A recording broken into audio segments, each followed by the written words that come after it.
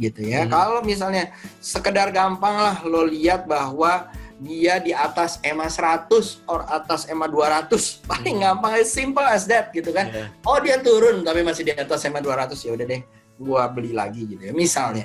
Tapi kan it's a setup yang dimana lo bisa hold on gitu kan, yang dimana menjadi logiknya lo rather than pikiran lo terpenuhi dengan emosi gitu. Oke. Nah kalau gitu kita kan ada fundamental dan teknikal nih, ya kan? Nah, mana yang lebih penting, Om? Kalau menurut gua sekarang ini fundamental is good gitu ya. Untuk good to know gitu ya. Apakah harus diperdalami dengan bagus? I don't think it's nggak perlu ya. Tapi kita cukup lihat sekitar gitu ya. Yang mana sih yang dimana they are too big, terlalu besar untuk jatuh, gitu ya, too big to fail, gitu ya. Satu juga merupakan tumpuan orang kalau hidup gitu ya. Misalnya nggak usah sebut brand, misalnya mie-mian kan biasanya mie pakai kornet gitu ya, atau mie pakai apa gitu ya, which is yang atau apapun lah yang lain, which is yang menjadi tumpuan orang, biasanya duitnya dia taruh di bank dan segala macam ya kan. Yang selama yang seperti itu masih hidup, masih jalan, which is dan lo lihat fundamentalnya dia ternyata masih surviving dan segala macam, wajar kalau mengalami setback, wajar gitu ya. Labanya turun, nggak ada dividen apa semua, which is common gitu ya menurut gua. Tapi lo lihat in a long term bagus nggak? It's already fundamental buat gua, dan harus dilihat lah ya laporan keuangannya dan segala macam, which is sebenarnya orang nggak perlu go to detail seperti apa gitu ya. Tapi menurut gua once udah drop itu adalah salah satu rezeki yang menurut gua bisa kita singkapi. Lalu kita bisa lihat dengan technical analisa. Technical analisa juga nggak perlu yang ribet-ribet kalau menurut gua gitu ya. Lo lihat berdasarkan averages, statistik yang gampang aja, yang dimana kalau dia di atas dan lo bisa beli gitu. Karena lo udah pilih saham-saham yang mungkin sudah uptrend, fundamentalnya bagus gitu ya, top big cap dan segala macam. Jangan belinya satu berdasarkan pom-pom ya kan. Bilang bahwa mau corporate action jadi dia akan naik beratus-ratus persen gitu kan, without knowing bahwa sebenarnya yang lo lihat lebih logik dibandingkan apa yang orang lain bilang. Gitu menjadi menurut gue yang aduh boys gitu kan, lo ngapain sih yang kayak gini, mendingan lo lihat berdasarkan your own logic. Sebenarnya lo udah tahu perusahaan yang ini, perusahaan yang A, perusahaan B, which is yang tinggal lo follow aja gitu. Artinya sebenarnya itu sesuatu yang simple ya, fundamental simple, kita bisa lihat sekitar kita sehari-hari itu. Cuman ya mungkin kalau di fundamental dibikin agak sulit ya, karena dia ada istilah-istilah doang gitu ya. Padahal sebenarnya tinggal implementasi aja dengan kehidupan sehari-hari, nggak ada bedanya toh. Iya, menurut gue seperti itu. Dan if you want to all in atau apa gitu ya bos ya, menurut gue sih nggak perlu ya yang kayak gitu-gitu all in. Kalau menurut gua the best way untuk melakukan gini gitu ya, sama kayak lo mau invest bakso, buka warung dan segala macam. Say lo mau buka warung 10 biji. Do you go langsung 10 biji kan enggak gitu kan. Lo akan test the market, 3 dulu, 2 dulu, 1 dulu, whatever it is lah gitu kan. Kalau misalnya oke, then you expand, ya kan? Sama dengan bisnis investasi ini. When you are okay, then lakukan investasi yang lebih banyak gitu ya. Jangan udah all in, sahamnya oleng-olengan ya kan, terus kena pom-pom, udah selesai gitu kan. Jadi menurut gue kesalahan newbie yang paling dirasakan seperti itu, karena ekspektasinya tuh ekspektasi short term gitu ya, padahal ada long term yang we can gain a lot gitu, which is itu yang gue alami juga gitu loh di di waktu dulu gue gitu. Jadi kalau ngelihat begitu ya, Om Yusa gini deh, kita tanya Om Yusa aja, apa yang Om Yusa lakukan sebelum memulai kegiatan trading? Nah itu dulu deh. Jadi kan kita bisa contoh kan? Ya. Kalau gue sih sama ya, gue akan pertama itu gue akan screening gitu ya. Screening tuh gampang lah, paling gampang adalah dari top down methods gitu ya, lihat industrinya, lihat lihat sekitar dan segala macam. Yang kedua tentunya gue screening berdasarkan TA gitu ya. Paling gampang lah gue TA gue kayak yang gue taruh di YouTube-nya gue SMA 100. Alay ya. Iya. Alay ataupun di YouTube-nya gue Tape Trader 8 biasanya kan ada tuh. Yang dimana paling gampang yang buat hold dan swing kan adalah yang di atas EMA, certain EMA gitu. Dengan kita berharap bahwa dia langgeng terus ke atas gitu kan. Biasanya setelah itu, ini yang biasanya selalu gue tekankan. Feel the chart gitu ya. When you already feel the market, feel the industry all around you, feel the chart gitu ya. Market trying to tell you apa. Kebanyakan orang yang ada sekarang itu adalah dia selalu ngomong bahwa gue ngeliat indikator A, B, C paling keren om, gini, ada gini, pasti cuan gitu. Padahal actually yang ada yang paling benar adalah yang pertama yang dibuka, which is the candle chart, the line chart gitu ya, yang yang dimana di situ they are trying to tell something. Those satu candle itu menyatakan sesuatu gitu ya, which is orang kadang-kadang terlalu lupa gitu ya, karena dia terlalu banyak melihat penny yang di bawah tuh, template yang di bawah, gitu kan. Habis itu ngelihat buka Telegram atau buka WA gitu kan, kata customernya yang ini Pak, besok dia mau ada market expose, besok naik. Itu sebenarnya menurut gua feel the market dulu gitu lo lihat chartnya, kalau lo as a trader lo lihat chartnya seperti apa, what they are trying to say gitu kan. Dia up atau turun, yang paling gampang kan kayak gitu, or sideways kan begini doang, yang satu up lu lihatnya naik ke atas kan gitu. Which is itu yang menurut gua once udah lo dapet bikin trading plan, once udah lo bikin trading plan, the next day lo execution, and then ada fase-fasenya where you need to execute gitu ya, lihat dulu hati-hati apakah masih sesuai dan segala macam. Which is itu sih yang biasanya gue lakukan, bos. Oke. Nah ini boleh nggak lebih spesifik soal feel the chart? Ya, gini, paling gampang ya, gue selalu ngajarin buat teman-teman ini paling gampang ya, one candle, one big candle daily itu gitu ya. Itu adalah kalau if you try to feel the chart gitu ya, dia ada upper shadow, ada lower shadow. Ya, upper shadow itu dia saat dia jual tinggi, dia naik tinggi, terus habis itu ada yang guyur, ya, atau ada yang jual.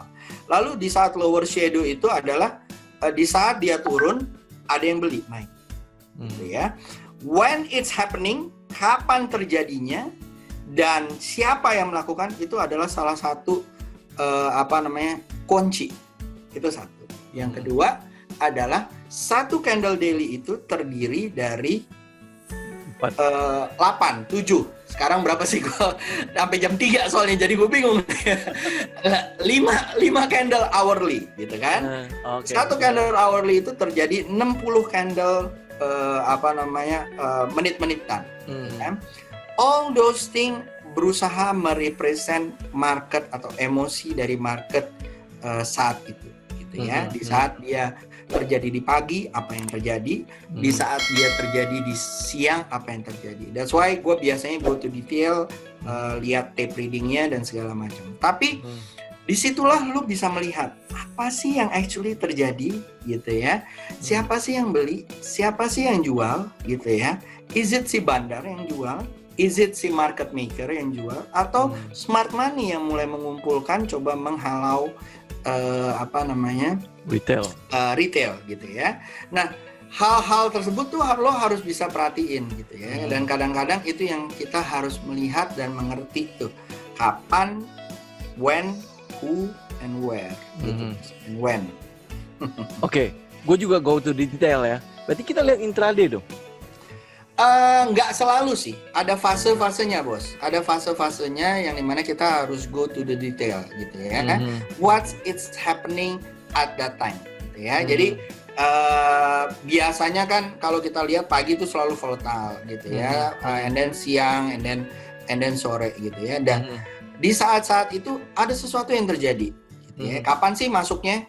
Kapan sih duit itu masuk gitu ya? Is it end of day atau di early pagi gitu ya. Dan kapan sih diguyur? Kapan sih dia dibeli lagi? Which is menurut gua kita harus tahu historinya gitu ya. Sebelum kita melihat secara broad picture, Unilever lagi CBP lagi uptrend, Indofood lagi uptrend misalnya. But we need to know siapa dan who-nya itu harus kita tahu, biar kita tahu. Nah, setelah itu kita bandingkan dengan helicopter view yang kita ada gitu ya. Dari helicopter view itu kita ngelihat nih, dia memang lagi higher high, higher low, majornya uptrend, membentuk channel dan segala macam, dia mungkin lagi koreksi atau lagi breaking high seperti Sido ataupun yang lain gitu ya. Which is itu sih yang menurut gua sometimes orang cuma lihat candle daily-nya aja. Dan sometimes candle daily-nya yang dia lihat memang terlihat view-nya seperti itu gitu ya. Point of view-nya seperti itu, tapi kita harus membandingkan dengan point of view yang agak berbeda dikit biar kita tahu that's really happening. Dan sometimes orang terpaku di daily nggak mau ngelihat di monthly. Karena di monthly juga kadang-kadang telling another story gitu ya. When I try dulu di forex, gue udah ngomong dari tahun 2019 di Juni, buy guys, buy gitu kan. It going to go 1.700, 1.800 gue bilang. Waktu itu kalau nggak salah 1.600 something like that gitu kan. Yang akhirnya karena gue melihat di saat gue tarik di monthly, gue melihat bahwa ada sideways yang dia breakout gitu kan. Yes, people never see it gitu kan. Mungkin ada di chartnya, cuma dia melihat di daily, di time frame 30 menit, 1 hour, dia ngeliat, wah volatile sekali ya, dia bisa cuan ya kayak gini. Which is yang sebenarnya lo hold gold at that time di forex, you can gain a lot of pips gitu kan, even 1,000 or 10,000 of pips dari situ when you hold it gitu. Cuman kalau di forex kan orang jarang sekali lihat daily aja udah pasti jarang banget kan. Time frame mereka kalau bisa 1 menit, 3 menit, 5 menit, 15 menit cukup lah gitu. That's how I say ya. Kemarin ada teman-teman gua yang masuk ke option gitu ya. Yang dimana dia tolong dong ajarin gua nih forex gini gitu kan. Gua bilang lo harus lihat, gua tahu bahwa di option ada contract rollover yang dimana lo harus jual at that time gitu kan. Yang lo berharap bahwa di saat dia long sampai contract rollovernya atau sampai time frame-nya lo akan tetap naik gitu kan. Tapi lo harus lihat probability di majornya tuh seperti apa, minimal di daily gitu kan. Nah di sini juga seperti itu. Lo lihat BBCA gitu ya di saham, di saham gitu kan, majornya kayak apa sih? Lo bikin di monthly, lo lihat naiknya ke atas apa ke bawah tuh BBCA gitu kan. And then what is happening right now gitu ya. Di happening right now adalah disruption, mengganggu major trendnya. Apakah dia akan balik lagi? Nah, itu kan sesuatu malah kalau lo lihat kayak begitu, it's a opportunity, bukan kepanikan harusnya. Itu jadi dia kayak naik ketapel lah ya. Kan ditarik balik dulu kan? Kalau ketapel kan nggak mungkin langsung cebruk gitu kan. Benar. Kan loncatnya juga nggak akan jauh kan? Kalau tarik balik semakin besar ini fundamental yang bagus tuh ya. Kita nggak ngomongin soal saham-saham yang enggak itu ya. Ditarik balik kan dilepas kan jauh lebih kenceng kan? Iya, makanya itu dia. Itu sesuatu hal yang dimana people don't realize it gitu. When market di hold 5% gitu kan, taruh di safety net-nya, orang merasa bahwa ini gimana? Besok turun lagi dong Om. Bisa. Ya kalau lo apa? Trading atau invest gitu kan. If you are investing, lo main di big cap atau trade di big cap, is your opportunity gitu kan. Tapi kalau lo trading, kalau lo duit capital lo udah nggak sesuai dan sebagainya, cut loss man. I cannot guarantee what's going to happen next gitu kan. Kalau misalnya kayak gitu kan cut loss gitu kan. Tapi kan orang kadang-kadang kalau ditanya gitu, Om, cara bikin trading plan gimana ya? Nah, gue langsung tepuk jidat tapi tuh nanti gue kalau udah kayak gini gimana ya bos? Gitu kan? Ya kalau misalnya dia big cap ya masih the company atau sahamnya fundamentalnya lumayan sih masih oke gitu ya. Habis itu dia ngambilnya yang oleng-oleng gitu ya, yang gorengan yang dimana dan major trendnya masih down gitu kan, as if bahwa dia akan naik jauh tinggi gitu kan. Kan bottom fishing right. Oke. Nah, di trading kan sebenarnya kita banyak gaya, ya kan? Ada yang scalping, ada yang swing, ada yang position gitu ya. Ya. Nah, buat seorang yang masih newbie gitu ya. Tadi kan Om bilang lebih baik ke swing kan? Ya. Ya kan? Nah, untuk membedakan setiap posisi itu bagaimana? Kan kadang-kadang bisa juga loh. Orang masuknya, oh saya pengennya ke swing nih. Swing kan berarti dia ingatnya adalah, oh gue buy on support, sell on resistance, buy on support, sell on resistance gitu kan. Tahu-taunya hari itu langsung kena resisten, jadi udah kayak scalping gitu kan. Ya kan? Nah, atau gue mau follow the trend nih.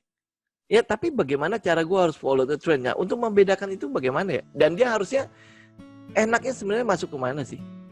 Kalau yang newbie ya, kalau menurut gua sebenarnya sih my best suggestion ya menurut gua adalah satu, jangan main yang saham-saham yang third liner gitu ya, second liner oke, first line LQ dan segala macam oke gitu ya. Lalu yang kedua adalah lo harus mempunyai setup.